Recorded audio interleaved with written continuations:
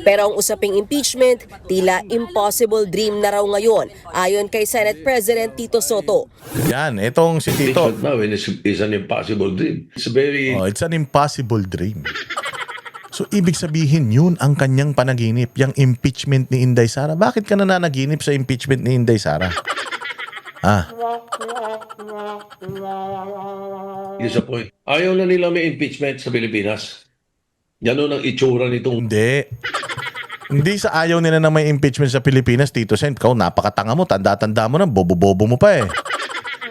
Ang ina ka, achichi ka kasi ng achichi, bulagaan kasi kayo ng bulagaan, kaya ganyan eh. Hello. Magandang araw, Banateros. Ito na naman ang inyong pinakapaboritong fake news. Pedro sa balat na YouTube Boss D at your service. At pasasakitin na naman natin ang mga ulo at ay bulo ng puso, isip at kaluluwa ng lahat ng mga salot sa lipunan. Lahat ng mga kupal, animal, buwisit, pabigat. Mga walang silbi, switik, putok sa buho, mga hindot, palamunin, sinto-sinto, baliwab no'y sabog. Mga batak-bangag, adik, pusher, kawatan, kurakot, magdanakaw, sindikato, miyembro ng kurotong baliling. Mga mandarambong, mga dorobo, mga sindikato, mga umit, mga hayop, mga demonyo, satanas, hudas, barabas. Panibagong araw, panibagong kwentuhan, usapan, walang kabuluhan.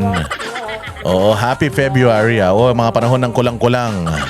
Oo, yung mga kulang-kulang dyan, represent. Ito na ang buwan ninyo, Febrero 1. 2026. Nako.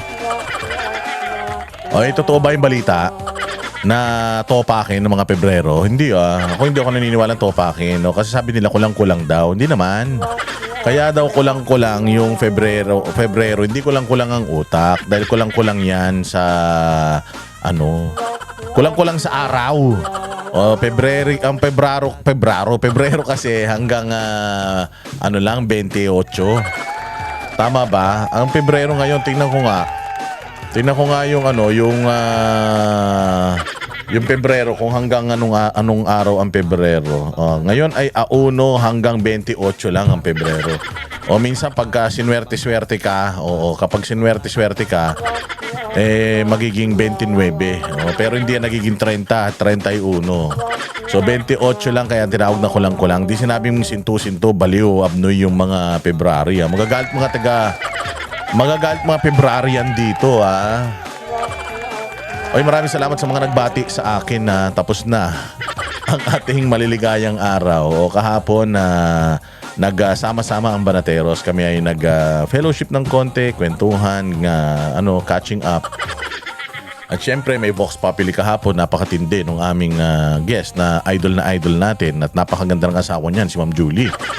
Oo, idol natin si Mike Defensor. At napakaganda nung talakayan sa Vox Populi. And after Vox Populi, syempre kami mga Banateros, hindi rin kasi madalas na kami magkakasama. Kaya we grab the opportunity na makapag-get together, magpuyat konti, tapos magkwentuhan konti, then mag-usap tungkol sa mga plano sa buhay-buhay, plano ng Banateros sa mga susunod na panahon.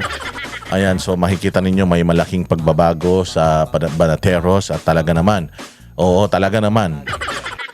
We are gonna be more focused than before. Mararamdaman nyo talaga kami. Palaki ang pamilya natin, madadagdagan ng mga miyembro natin. Antay lang kayo mga Banateros dahil malulupit ang mga gustong maging parte ng kausa o parte ng Banateros. Malulupit.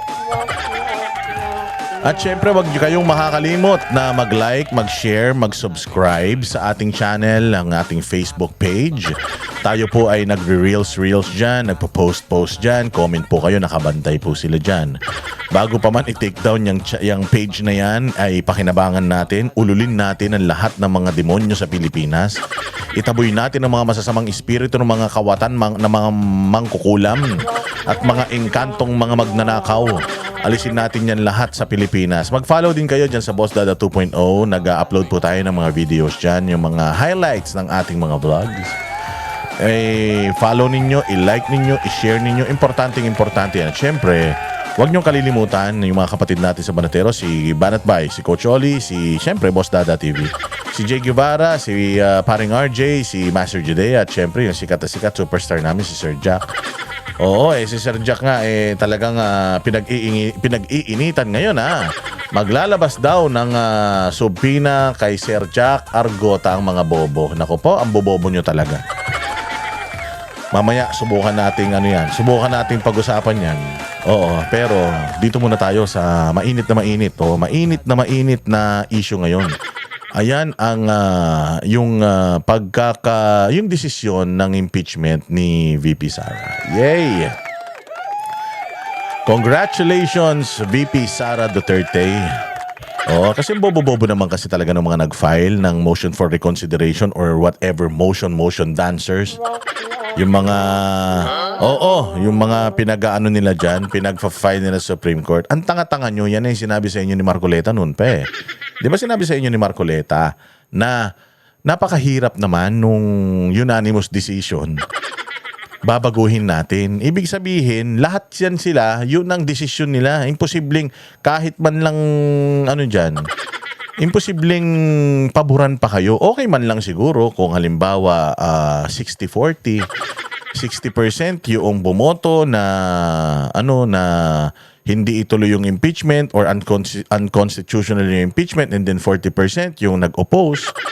O kaya at least man lang kahit papaano 70-30, o kahit nga man lang sana 80-20, yung 20% man lang sana ng mga maestrado yung nagsasabi na mali at tama yung hakbangin ng impeachment, yung Congress, yung impeachment kay VP Sara. Hindi mantakin mo lahat 100%.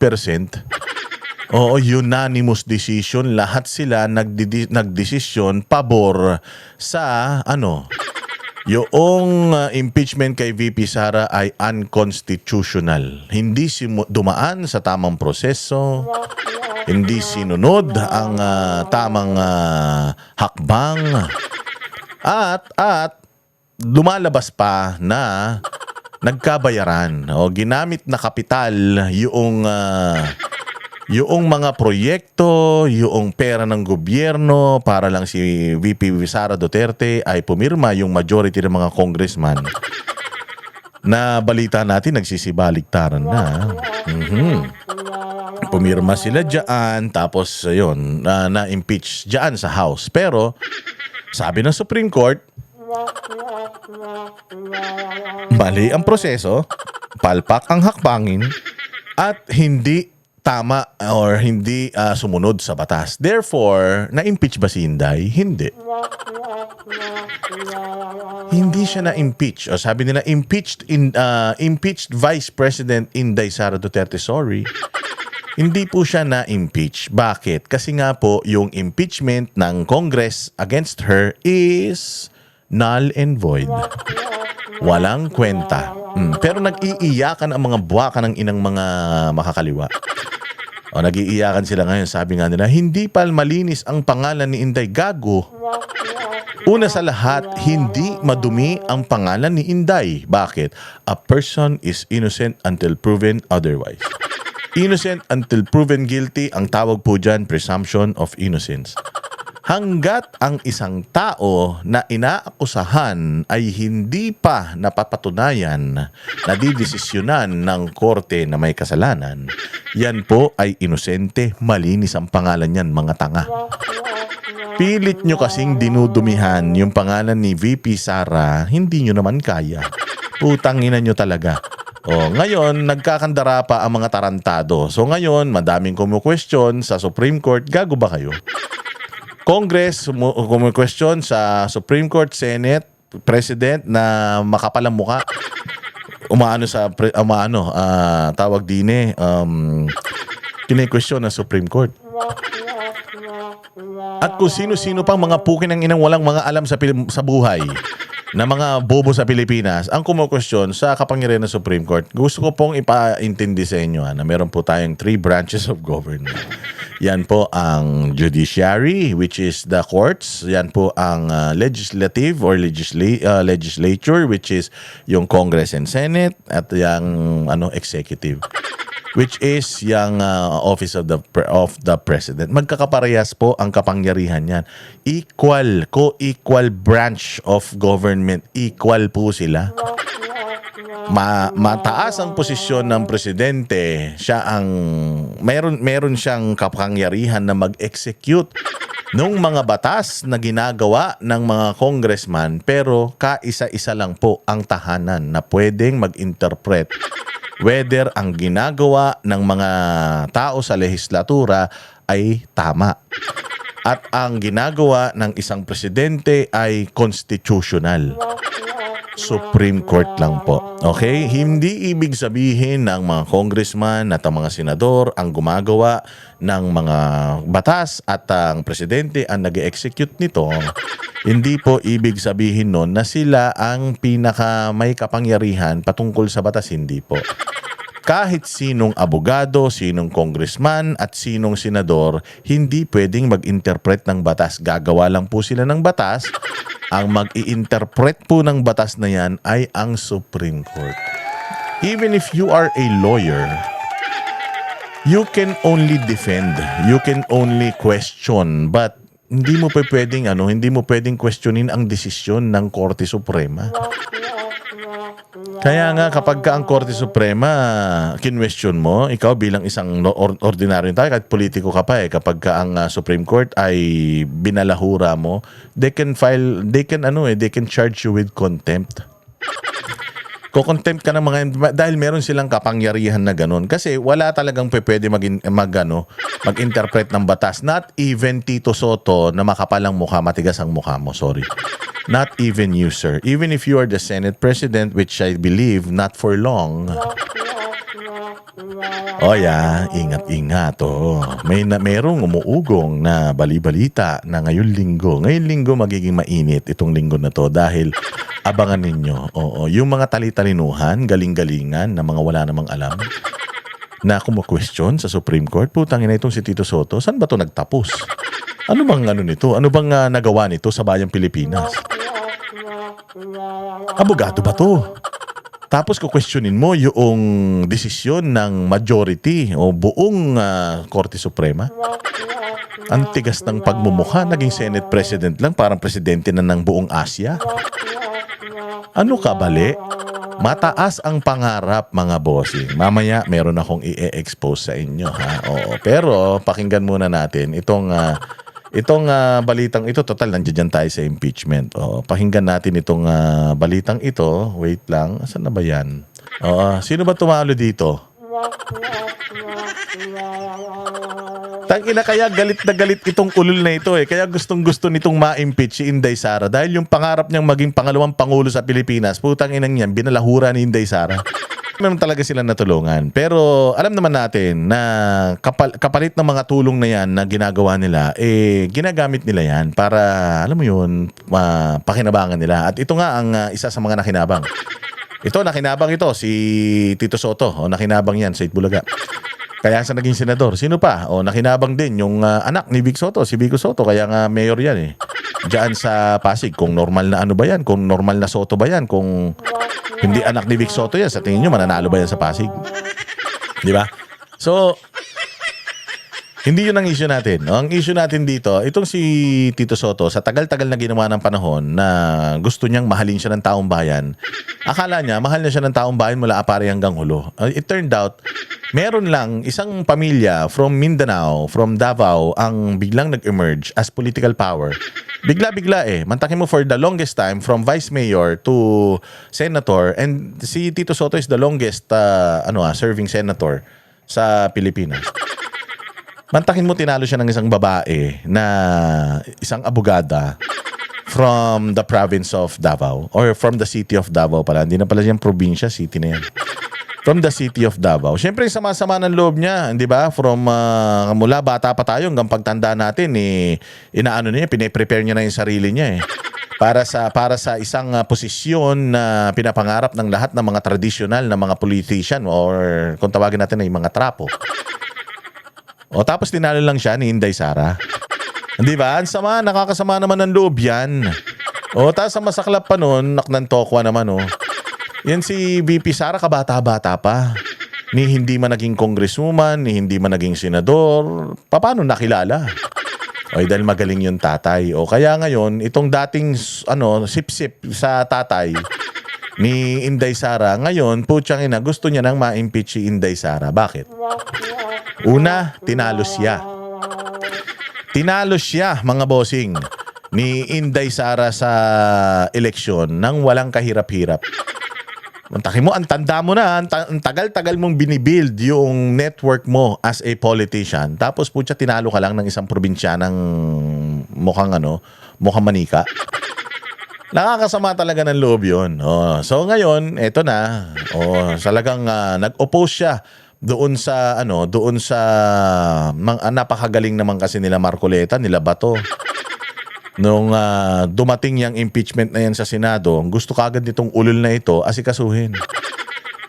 Oh, pero galit na galit yan kay Chis Escudero dahil dribble daw ni Chis Escudero. Tatanga-tanga pala kayo eh.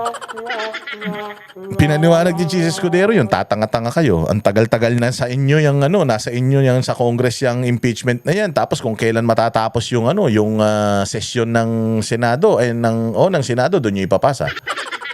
Oh, so yun na ngayon ang nangyari, mga bossing. So hindi na natalakay yun and then biglang naglabas pa ng ruling. Etong Supreme Court. Buti na lang talaga.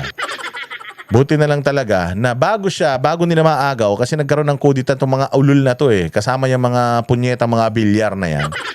Oy, kayong mga bilyar kayo ha. Putang ina ninyo, mga traidor kayo ha. Ikinampanya kayo ni Inday Sara, mga hayop kayo. Tapos si Mark Villar, putyang inang yan, tao ka pa ni Pangulong Duterte ha.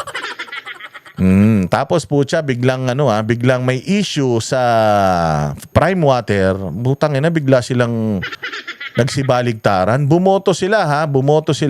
O tingnan mo, yung Prime Water iniimbestigahan pa sa Senado. 'Di ba sabi iimbestigahan yan?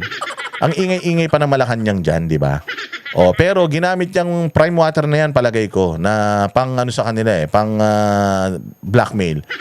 Oh, kung ayaw nyo maimbestigahan yung Prime Water ninyo na putya puro salot ang dulot sa bayang Pilipinas, mga consumer.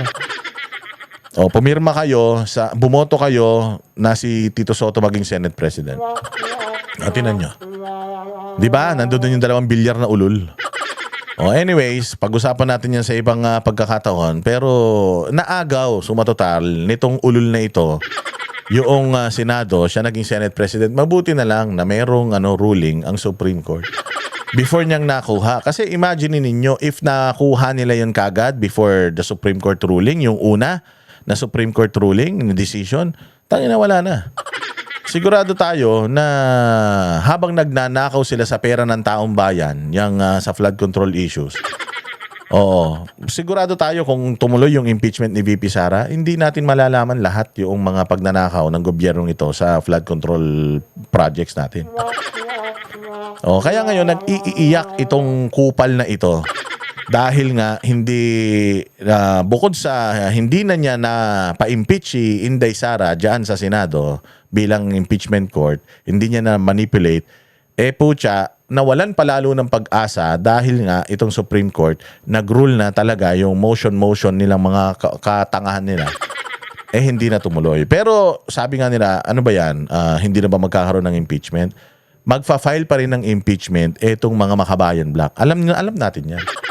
Magfa-file yan. Yung final nila para kay Bongbong Marcos na impeachment, wala yan. Hindi yan walang kwenta yan. Ang talagang target ng mga yan is itong kay Inday Sara.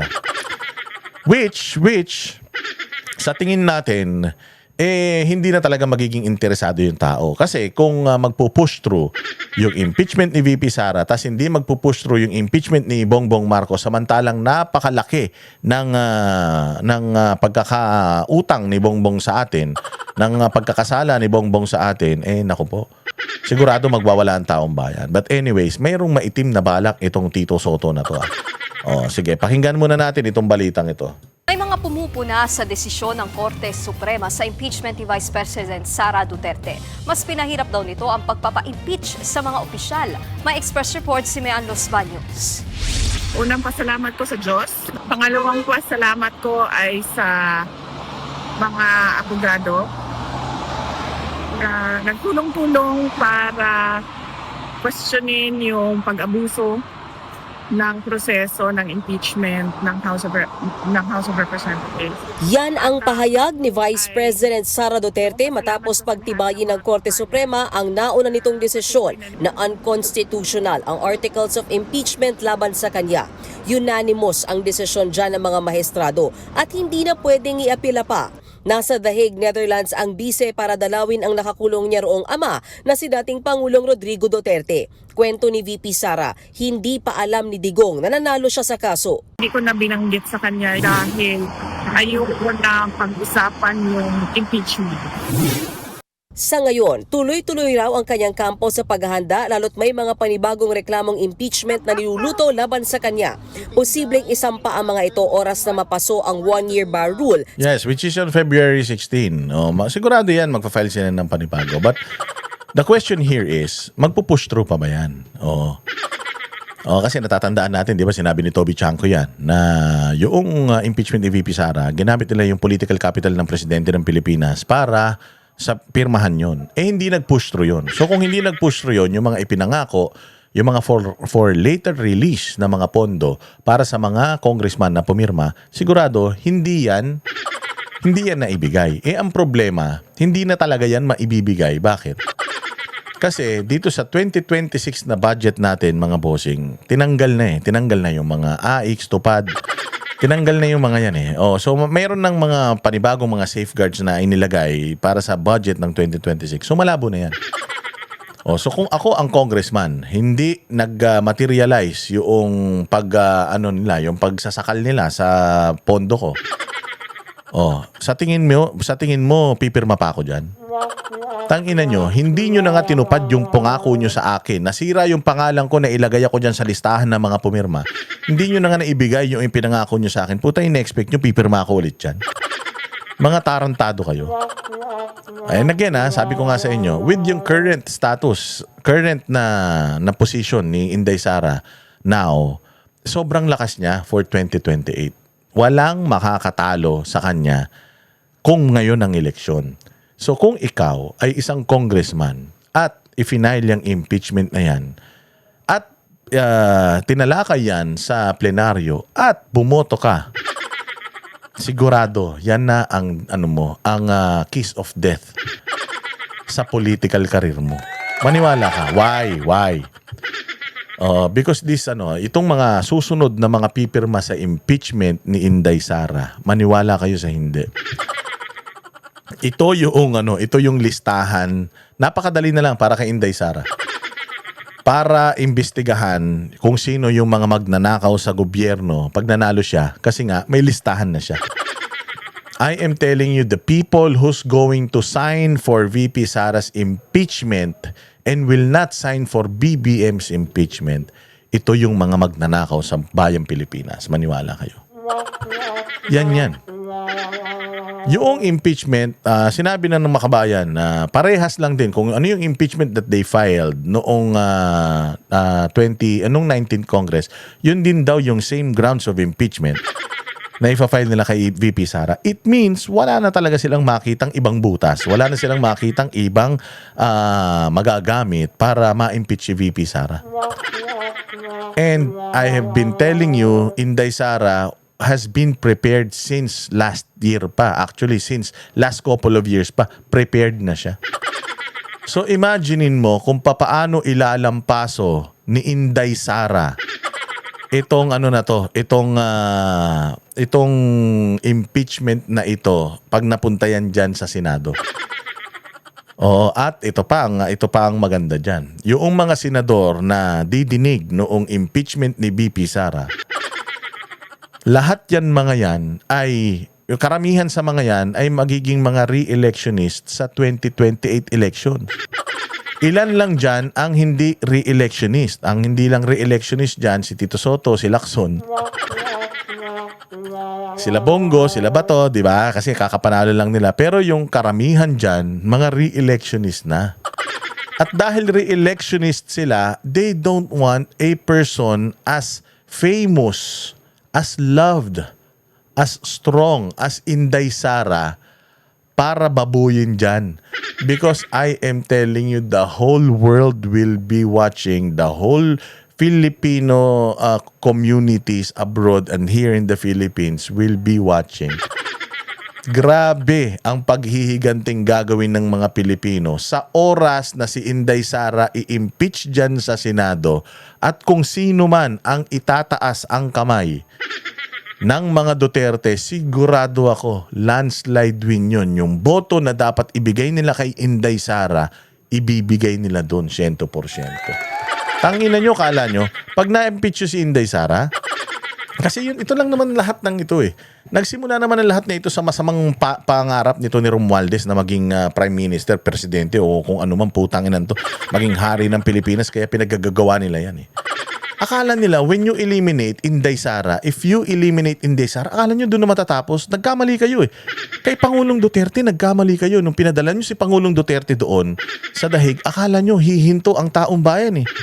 Akala nyo hihinto kami na akala nyo matatakot nyo kami na huminto kami sa pagbati ko sa inyo. Hindi. Mas lalong tumapang ang mga Pilipino at mas lalong nag-alab yung pagmamahal nila sa mga Duterte. So nagkamali kayo. So ganun, ginagawa nyo naman. You are doing the same mistakes by what? The same mistake by what? Itong si Inday Sara, ipa-impeach ninyo. Bakit? Kasi sa tingin ninyo, if Inday Sara will be impeached, walang tatakbo na kaalyado yung mga Duterte. And sa tingin ba ninyo, if ever si Inday Sara ma-impeach, sa tingin ba ninyo, pag tumakbo si Martin Romualdez, mananalo siya? Pag sa tingin ba ninyo, pag na-impeach si Inday Sara at ginamit nyo si Raffy Tulfo, mananalo siya? Ginamit nyo si Ontiveros, mananalo siya? Pag ginamit nyo si sino pa ba? Si Erwin Tulfo, mananalo sila?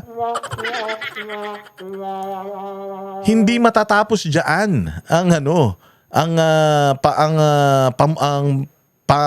tawag dito ang power ng mga Duterte pagdating sa politika. Inano nyo lang, dinisable nyo lang si Inday Sara, pero the whole idea of yung Duterte na mga politicians, putsang ina.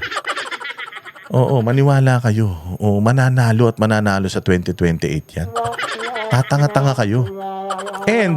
And I'm telling you, kung sino man ang itaas na kamay ng mga Duterte by 2028, kung ano yung advokasya ni Inday Sara, kung ano yung mga gustong gawin ni Inday Sara para sa Pilipinas, yun ang gagawin yan. Kaya yung kabobohan ninyo, na ito si Inday Sara ipay-impeach ninyo, putsang ina, bukod sa malabo yan kaysa sa ihi ng bagong panganak, hindi niyan kayang patayin yung pagmamahal ng mga Pilipino sa mga Duterte. And the more that you're doing this to Inday Sara and the Dutertes, the more na nanggigigil ang taong bayan na ilagay sila dyan dahil takot na takot kayo sa kanila. Sa February 6. Pero ang usaping impeachment, tila impossible dream na raw ngayon, ayon kay Senate President Tito Soto. Yan, itong si Tito. Impeachment now is an impossible dream. It's It's an impossible dream. So, ibig sabihin yun ang kanyang panaginip, yung impeachment ni Inday Sara. Bakit ka nananaginip sa impeachment ni Inday Sara? Here's a point. Ayaw na nila may impeachment sa Pilipinas. Ganun ang itsura nitong... Hindi sa ayaw nila na may impeachment sa Pilipinas, Tito Sen. Ikaw, napakatanga mo, tanda-tanda mo na, bobo-bobo mo pa eh. Ang ina ka, achichi ka kasi ng achichi, bulagaan kasi kayo ng bulagaan, kaya ganyan eh. Hindi po, wala nang impeachment. Sinabi ba na wala na may impeach? Sinabi ba wala nang impeachment? Nakalagay ba yun? Yun ba yung ruling ng Supreme Court? There's no more impeachment. May ganun ba? Wala naman. Sinabi lang ng Supreme Court na itong ginawa ninyo mali, so dapat ganito ang hakbangin. Ngayon, dadagdagan natin. Oo, para talagang pulido. Pag may na-impeach sa susunod, talagang dumaan sa tamang proseso. Ito yung tamang proseso. Walang may impeach yung sinasabi mo. Putsang ina, yung interpretasyon mo pang abnormal eh, pang One Ball University eh. Decision na ginawa ng Supreme Court. Mas pinahirap daw ng Korte Suprema ang impeachment process. Tama naman na mas pahirapin mo ang impeachment process dahil hindi pwedeng lahat na lang nang hindi natin gusto, ini-impeach na lang natin, hindi pwedeng ganun. Ako talaga sa totoo lang, hindi talaga ako pabor sa impeachment ng kahit na sino. O kasi, ito lang at least sa mga sa presidente, sa vice president, hindi ako talaga ayaw ko ng impeachment eh. Bakit? Kasi may demokrasya sa Pilipinas. And ang demokrasya sa Pilipinas, bumoto ka. At syempre, gusto ko na maging ang mga Pilipino maging responsable sa pagboto. Gusto ko pag bumoto sila, talagang yun yung tao na gusto nila dahil alam nila na yun yung mag-aahon sa kanila sa problemang kinalulugmo kanila o yun yung magbibigay sa kanila ng magandang buhay bilang isang leader. Gusto ko ganun yung mga botante. Eh hindi. Dahil nga sa impeachment na ito, natatandaan nyo nung nakaraan nung tumatakbo si Bongbong tapos sinabi na hindi nakikipagdebate yan kasi tanga yan eh. Hindi yan umaatin sa mga debate kasi bobo yan eh. 'Di ba? May mga ganon. O anong sabi nung mga loyalistang bobo? Tsaka nung ibang mga DDS na naloko ni Bongbong? Bigyan natin ng pagkakataon si Bongbong. Kasi kapag kayan, hindi naman nagtrabaho, edi mag-people power tayo. Tapos i-impeach natin 'yan. May parang ang lumalabas, trial and error tayo. Boboto tayo ng tanga. Pag ayaw na natin, may impeachment naman, okay lang yan. Hindi natin ginagawa yung trabaho natin, yung mandato natin, responsibilidad natin bilang isang botante na alamin kung sino yung mga kandidato, aralin kung kaya ba nilang solusyonan lahat ng problema ng bayang Pilipinas, hindi lang dahil anak ni ganito, anak ni ganyan. Maling-mali yun eh. Dahil dito sa impeachment na ito, dahil sa people power, yung mga tao ang tatanga na bumoto. Kasi akala nila lahat ng mga ibinoboto pwedeng tanggalin ng basta-basta pagkaayaw na nila. Parang kasal lang yan. Parang pag-aasawa lang yan. Sabi nga nila, hindi yan parang mainit na kanin na pag sinubo mo pwede mong iluwa. Ang pagboto, yan ang kung sino yung iboboto mo doon, puta reflection yan ng magiging buhay mo sa loob ng susunod na 6 na taon. Kaya dapat maging responsable tayo sa pagboto. Huwag natin isipin na because of impeachment, because of this and that, pwede tayong magpalit ng presidente anytime. Pwede tayong magkamali. Hindi. Life and death situation. Ang pagboto, lagi ninyong ilalagay sa mga isip ninyo yan. Na kapag ka may isang kandidato, kapag ka yan, merong buot-buutan na kademonyohan yan, dapat hindi na natin nilalagay yan sa posisyon. Anak ng magnanakaw, binoto nyo pa. Magnanakaw si Marcos Sr., magnanakaw yung nanay, tapos putang ina, gusto nyo, ang iniisip nyo, magtatrabaho ng maayos yung anak niyan? Gago ba kayo? Walang hiya kayo. So, yan yung sinasabi. Ako, I'm not in favor of mga impeachment. Mas gusto ko matapos talaga yung termino eh. Kaya lang, itong presidente natin na to, kung ako lang ang papipiliin, ayaw ko na matapos talaga yung yung termino niya. Putang ina, puros kahayupan nangyari sa Pilipinas eh. Sa totoo lang, ngayon lang ako naging in favor of impeachment. Bakit? Kasi nga, putang ina, tarantado yung presidente eh. Sabi nila, adik. Sabi nila, putang ina, may lumabas na naman na video kanina, si Dean Chase, putang ina, kakadiri. Ewan ko lang kung totoo yun o hindi. Pero putang ina, kung sana hindi totoo. Kasi kung totoo yun, puta nakakahiya talaga mga Pilipinas may ganyang presidente. Maniwala kayo. Sa desisyon kasi ng Korte Suprema, dapat sa draft pa lang ng Articles of Impeachment, meron na agad sapat na ebidensya. At dapat ang mga ebidensyang yan ay naipamahagi sa lahat ng miyembro ng Kongreso bago pagbotohan ang impeachment complaint. Yun naman talaga dapat, diba? Yung ebidensya, yung reklamo, dapat umikot sa lahat. Kaya kaalyado, kaya hindi, dapat umikot yan sa lahat. Kasi nga, membro ka ng House of Representatives eh. So anong mahirap doon? Mahirap lang yan kung mga tarantado kayo. Mahirap lang yan kung wala naman talaga kayong ebidensya. Gusto nyo lang talagang mamulitika, i-impeach itong tao kahit na wala naman talaga kayong pinangahawakan. Ayon kay Soto, walang ganyang requirement sa konstitusyon para na rin daw inamyendahan ng SC ang saligang batas. Bagay na tanging ang Kongreso lang ang may kapangyarihang gawin. Mungkahi ng Senate President, What we can do is meet with them.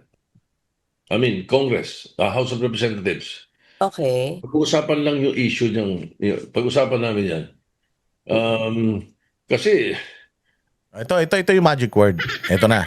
ang nakikita ko na outright solution dito, which could not be called outright,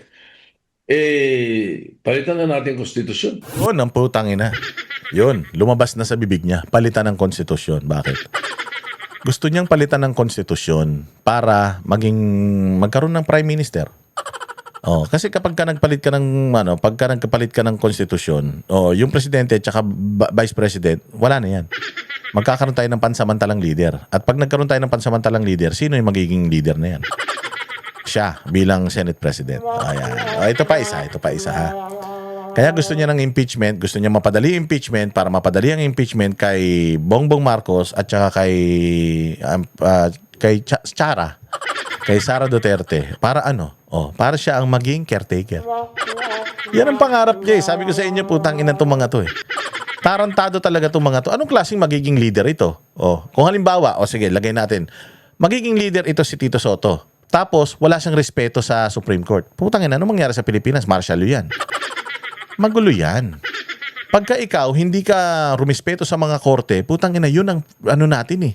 Yun ang last resort natin eh. Sa buhay ng Pilipino, ng isang Pilipino, ang huling huling baraha mo, korte.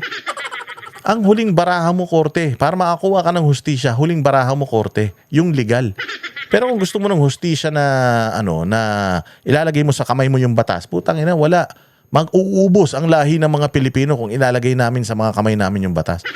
Yung batas, yung Supreme Court, yung korte na lang ang ating pinagkukuhanan ng lakas, ng patas na kumbaga dahil diyan sa korte, nagkakaroon tayo ng pagkakapantay-pantay.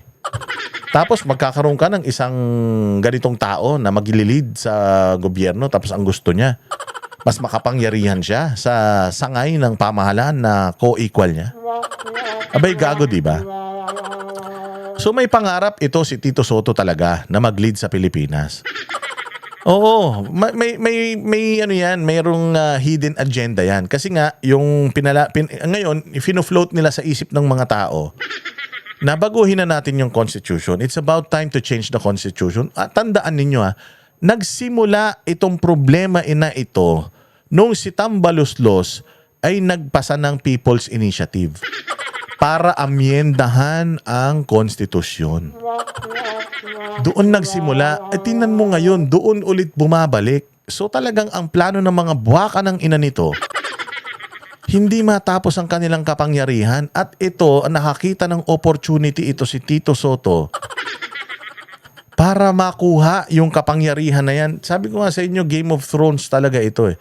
Kung sino yung uupo, yun ang nila. Yun ang talagang focus lang nila is kung sino yung magiging pinakamakapangyarihan sa Pilipinas eh. Di ba? O yun lang talaga ang gusto nila eh, palitan ng konstitusyon. Para para humaba ang kanilang mga termino. Pero in this instance, gusto ngayon ni Tito Soto, palitan na yung konstitusyon para para mawala yung dalawa, si Inday Sara at si Bongbong, tapos siya ang pumalit. But not for long. Not for long, sir. Oo. Maniwala ka, this week, yung pinapangarap mo, mawawala yan. Alam nyo, ito si Tito Soto, nakikita niya walang standard bearer ang administrasyon. Wala ding standard bearer ang mga dilawan. At ito, si Tito Soto, nothing to lose ito. Bakit nothing to lose? Sabi niya, hindi na daw siya tatakbo ulit na senador. Pero hindi niya sinabing hindi na siya tatakbo bilang presidente. Tingnan ninyo. Nanalo yan ngayong 2022. Ay, hindi pala, 2025 nanalo yan bilang senador. Tama? So, ibig sabihin, pag tumakbo siya bilang presidente sa 2028, kahit matalo siya, senador pa din siya. So, may pangarap yan sila ni Panfilo Lacson. May pangarap yan sila ni Lacson. Pustahan tayo. Baka nga yan si Lacson, tumakbo pang vice-presidente niyan eh. Ito yung way niya to convince itong dilawan at itong administrasyon na siya yung gawing standard bearer. Nag-aagawa ng mga putang ina niyan sa kapangyarihan eh. Sabi ko nga sa inyo, kung si Inday iniiwasan yung kapangyarihan, sila utog na utog sa kapangyarihan. Sila taing-tae sa kapangyarihan. Imagine ninyo, kung halimbawa ito si Tito Soto, nanalong vice president ito, tapos presidente si Bongbong, sa tingin nyo, hindi nila ipapa-impeach si Bongbong? Hater ng mga Marcos ito eh. Anak ng pucha, style nyo bulok. Ikaw, Tito Soto, huling-huli na. Huling-huli ka na sa akto. O, kitang-kita na yung iyong pangarap na mag-lead sa Pilipinas pero hindi ka magtatagumpay, Tito. Maniwala ka, wala kang karapatan. Wala kang karapatan, wala kang kakayanan. Oo, at lalong wala kang kahihiyan. Base sa 1987 Constitution, bukod sa presidente at vice-presidente, impeachable officials din ang justices ng Supreme Court, mga miyembro ng Constitutional Commissions at ang Ombudsman. Tanong tuloy kay Soto, posible bang naging ganoon ang desisyon ng mga maestrado para na rin mahirap silang ma-impeach? Mahirap magbintang pero that's a possibility. Suporta ako doon ako sa sinasabing impeachment should not be abused. Suportado ako doon. Pero hindi. Ano yun? Suportado pero hindi?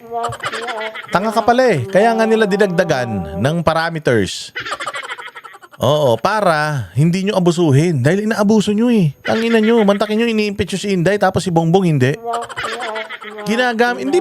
Tito Soto, ikaw naniniwala ka ba na itong impeachment kay Inday, gusto ng taong bayan to? Gago. Ang gusto ng taong bayan, ma-impeach si Bongbong. Dahil yun ang nagnakaw ng maraming pera sa Pilipinas. Magkano lang ba pinag-uusapan natin dito? Not that pwede ka magnakaw ng maliit and hindi malaki. Hindi yun.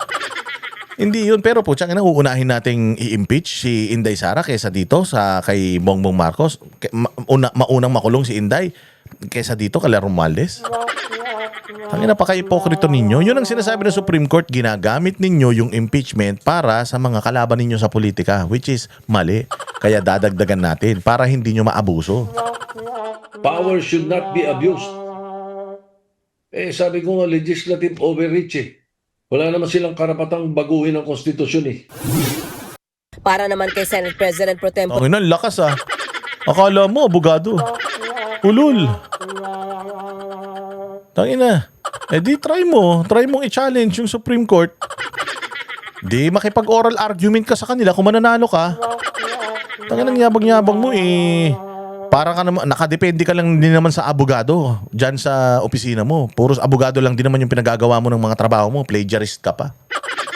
Raping Lacson, dapat tanggapin at igalang ang desisyon ng SC kahit pasang-ayon o hindi at kahit mali o tama ito. Alam mo yun, ito tama itong sinabi ni Ping Lacson kahit alam kong putanginan to, wala rin kwentang tao to eh.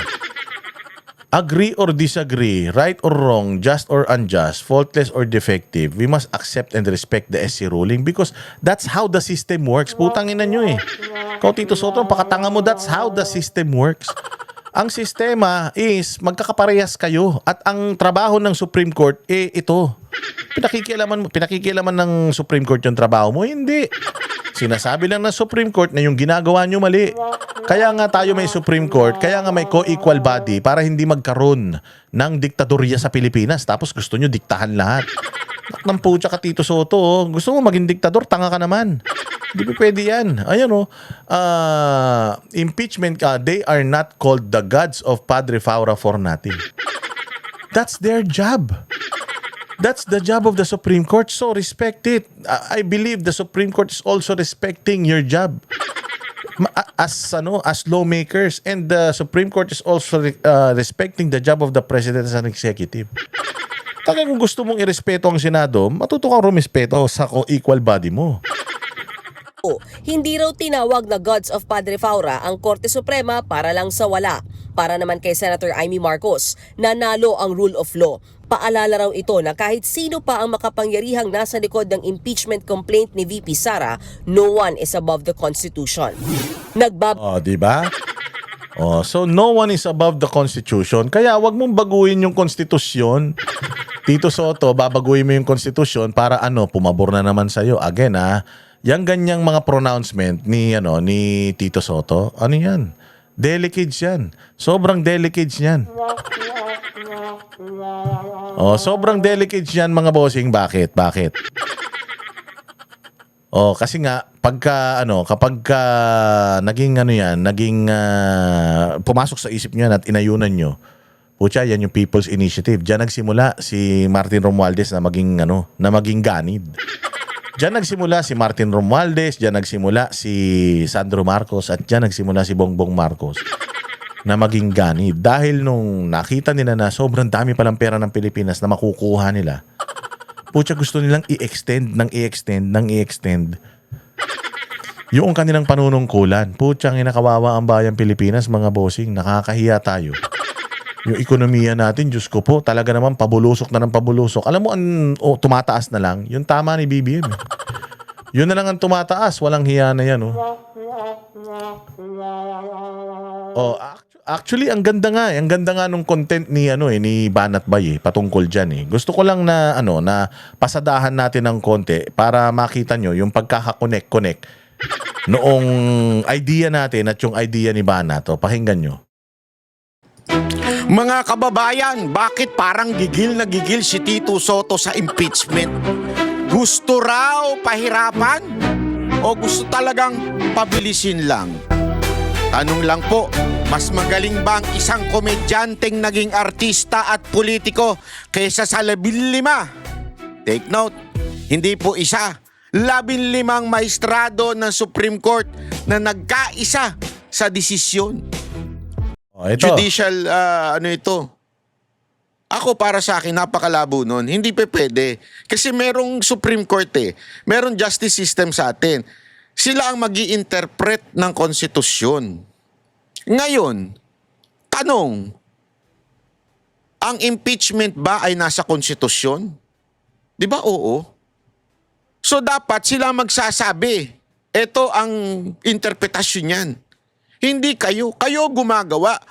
Kasi para bagang sinasabi ni Sotto dito, parang gumawa ng bagong rules itong Supreme Court. Hindi ho, luma na ito.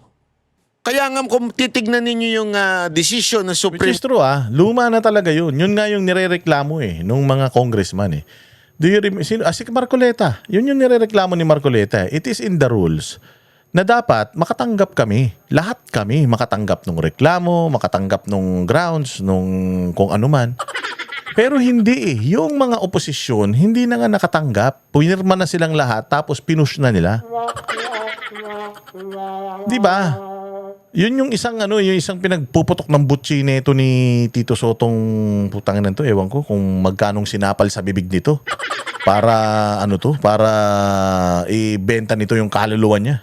Court na andun naman yung mga article na pinagbasihan ng kanilang desisyon.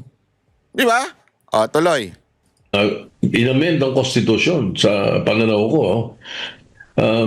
Okay, let me place this on record muna. So far, as of last night, I've seen snippets of the decision. I have not read it fully. Tignan mo, kapal na mukha mo, you're giving an opinion nang wala ka pang nang hindi mo pa nababasa ng buo yung desisyon. Putang ina, nung klaseng tao ka. Napakatarantado mo. Magbibigay ka ng opinion sa isang bagay na hindi mo pa nababasa. Putang ina yan. Hindi ibig sabihin, propagandista ka lang talaga. Wala kang pakialam sa kung ano yung napakagandang komposisyon na ginawa ng Supreme Court na desisyon. Ang nakafocus ka lang doon sa hindi na matutuloy yung impeachment. Anak ng tinapay ka, Tito Sotto. Sana bago ka magbigay ng opinion, hindi ko pa kasi nababasa Pag nabasa ko na, saka ako magbibigay ng opinion ko. Pero yung snippets, putsang inang yan, konti pa lang nakikita mo, tapos nagre-react ka na. Bobo ka. Anak ng tinapay, yung klaseng tao to. At hinanap mo kagad yung mga punto na dating pinag-uusapan natin kasi. So yung mga sabi ko snippets so far. Apparently, they did not directly correct in this decision some of the errors or the factual errors in the past decision. Paano mo nalaman? Snippets nga lang yung binasa mo. If you're only reading the snippets or you're just brushed through it, ginanon mo lang, hindi komprehensibo yung pagkakabasa mo, hindi tama yung pagkakaintindi mo pag ganun. Napakagago mo naman, hindi pwedeng nanonood ka ng pelikula tapos pupunta ka na lang sa dulong-dulo, tapos pag napanood mo na yung ending, alam mo yung nangyari sa buong pelikula, napakatanga mo. Hindi yun ganun. Kung gusto mong maintindihan, kailangan binasa mo from page to page, from page 1 to hanggang dulo. Hindi pa atras kasi ulul ka nun pag ginawa mo yun. Babasahin mo yan mula umpisa hanggang dulo and then doon ka gagawa ng konklusyon mo. Kaya na nag-book report ka ba nung bata ka? Nung high school kami, pinag-book report kami, putay na yan. Yun nga nakakabwisit kasi nga babasahin mo yung buong libro. Tapos, gagawa ka ng buod nung pagkakaintindi mo sa ano yung libro na binasa mo. Gagawa ka ng report, yung book report kung tawagin yun. Putang ina, inis na inis ako pag ganyan. Ikaw, senador ka na. Desisyon ito ng Korte Suprema. Tiningnan mo lang yung mga gusto mong makita tapos magdidesisyon ka na. Basahin mo mula umpisa. Bakit sila nag-come up doon sa sa solusyon na ganon? Dapat yun yung alam mo, hindi yung putang ina mamimili ka lang kung ano yung gusto mong basahin doon tapos magbibigay ka na ng opinion. Anak ng putya, ganyan ba sa One Ball University? Ganyan ba sa eskwelahan ninyo talaga? Puro shortcut? Hindi nila binanggit dito or hindi nila kinorek. So it stands therefore yung mga factual errors na yun. No? And then, yun nga, binago Binago nila yung, parang nilang binago yung mode ng pag-i-impeach. Mas mahirap, humirap na ngayon. Dati nga madali sapagkat yan talaga nilagay sa konstitusyon niya ng mga gumawa ng konstitusyon, lalo na yung option 3 na sinatawag nilang option 2 na 1/3 signatures lang, forward na kagad. Hindi ba dati nga prayer lang, finorward na di ba? Sapagkat meron ng 1/3 na nakapirme. Because kaya nilagay yan para sa isang opisyal, impeachable officer na hindi ginagawa ang trabaho niya o merong maling ginagawa sa trabaho niya o nakakaperwisyo sa bansa, nakakaperwisyo sa ginagawa niya para sa tao, ay pwede. Ganito pa rin kaya ang tono ni Soto kung kay BBM na? Kasi para sinasabi niya, gina-justify niya yung dating mabilisang impeachment ni, I think it was ERAP at that time yung mabilis na impeachment na sa tingin ng Supreme Court at this moment, kasi ito babasahin ko sa inyo. Ito yung sinabi ng Supreme Court. Una, no impeachment proceeding shall be initiated against the same official more than twice and within a period of 1 year. So, nililinaw yun. Diba? Isang beses ka lang pwedeng ireklamo sa impeachment kada taon. Bawal lang paulit-ulit. Hindi, tsaka, isa pa, Banat Bay, dagdagan ko yung sinabi mo Nilagay ng Supreme Court dyan, lahat ng violations. Bakit nakatutok lang siya sa isa? Ang daming pinunto ng Supreme Court dyan na violations, kaya sila nag-come up dun sa solution na, sa desisyon na yan. Anak ng tinapay ito si Tito Soto, bakit nakafocus ka lang dun sa isa? Di sana, isite mo isa-isa. Ito yung mga sinabi ng Supreme Court. O ngayon, dito sa isang to, hindi ako pabor. O kahit naman hindi ka pabor dun sa isa, putyang ina dun sa iba. Kapag sumang-ayon ka na ron, ibig sabihin, yung desisyon na yan, valid. At walang nilabag yan. Pakatanga mo naman. May argumento yan Nagkaroon niya ng oral argument dyan. Or kung hindi man oral argument, merong ipiniresinta ang Kongreso at yung mga nag-file ng motion for reconsideration sa Supreme Court. At yung kanilang motion, yung kanilang ginawang argumento, supot. Putangin na mo, di sana, ikaw ang magaling ka naman pala, di sana, pumunta ka, ikaw sana ang nagpunta doon sa Supreme Court at i-defend yan sa harap ng mga mahistradong 11 ba yun? Sa harap ng 11 maestrado, sana humarap ka doon at yung malaking utak, ipinakita mo sa kanila kung talagang malaki yan. Baka naman puros puros usok din ang laman yan. Walang hiya. So yun mga bossing. Anak ng tinapay, pinagtatalunan pa ba to? Sige, basahin mo, Banat. Tagal na yan. Pangalawa, nagsisimula ang kahit hindi pa na-refer, basta na-file na at hindi ginalaw ng tamang oras, pwede na rin ituring na nagsimula na. Kasi ang problema dito, bakit ganon? Kasi nga ang nangyayari, pinipending. Katulad ng ginawa nito nakaraan, di ba? So, merong pinanggalingan nito, yung 1987 Constitution, no impeachment proceeding shall be initiated. Hindi nito sinasabi kung kailan eksaktong nagsisimula, kaya nagkaroon ng interpretasyon. So, ininterpret ngayon ng Supreme Court dahil sila po ang nag-i-interpret.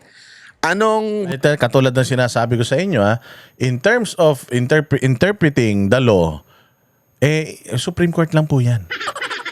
Kasi ang sinasabi dito ni Tito Soto, kami ang gumawa ng batas. So it's up to us kung ano ang dapat na maging interpretasyon nyo, mali po yun. Sobrang mali yun, Senator Tito Soto. Maling-mali yun na dahil kayong gumawa ng batas, kayo ang may kapangyarihan or merong authority or merong kakarapatan doon sa batas na yun. No.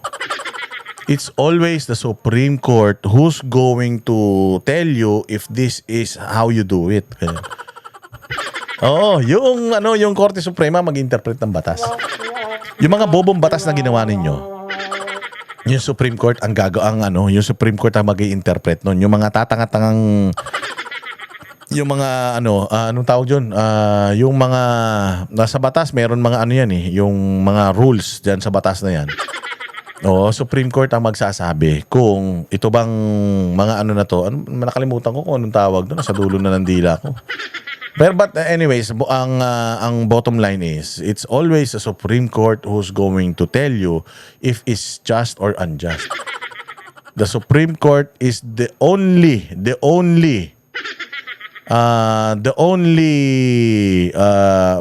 ang merong responsibility para i-interpret ang batas. Not anyone, hindi abogado, hindi congressman, hindi senador. Ba't sila? Sila lang. Hayop ka. Walang hiya kayo. Diyan pa lang So ito malinaw to na, malinaw na malinaw na indikasyon to na itong si Tito Soto. Delikado tayo rito. Delikado tayo rito, mga bossing, kay Tito Soto. Bakit? Kasi may pangarap kaya nga, abangan ninyo itong week na ito, tingnan ninyo, merong isang malaking pagbabago. May malaking rigodon na magaganap. At dyan sa rigodon na yan, nako po. Dyan sa rigodon na yan, sigurado ako, 1,000, 1 tuwa, buong bansa, Itbulaga. Mabubulaga kayo talaga. Ayan, kita-kita tayo ulit mga bossing sa susunod na vlog. Mabuhay kayo. Mag-follow po kayo at mag-comment at mag-share ng ating mga content. Mabuhay ang bayang Pilipinas. Huwag tayong titigil. Huwag tayong matatakot. Kami ang boses ng masa, hindi natatakot. Katotohanan lang, di kami nalulunod. Walang bahid ng sismis, lahat ay totoo. Kahit sino ka pa, pag mali ka babanatan ka. Walang pinipili kulay, wala kaming kinikilingan.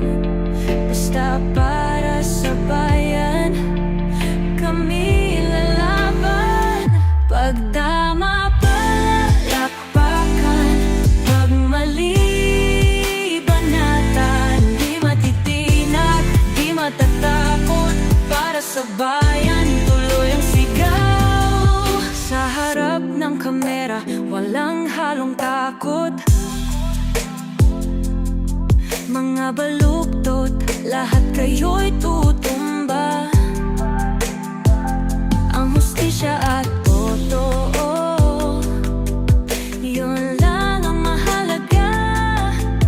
Kahit sinong harang, di kami matitinag. Walang pinipiling kulay, wala kaming kinikilingan. Basta para sa bayan, kami lalaban. Pagtama palakpakan, pag mali banatan. Di matitinag, di matatakot, para sa bayan.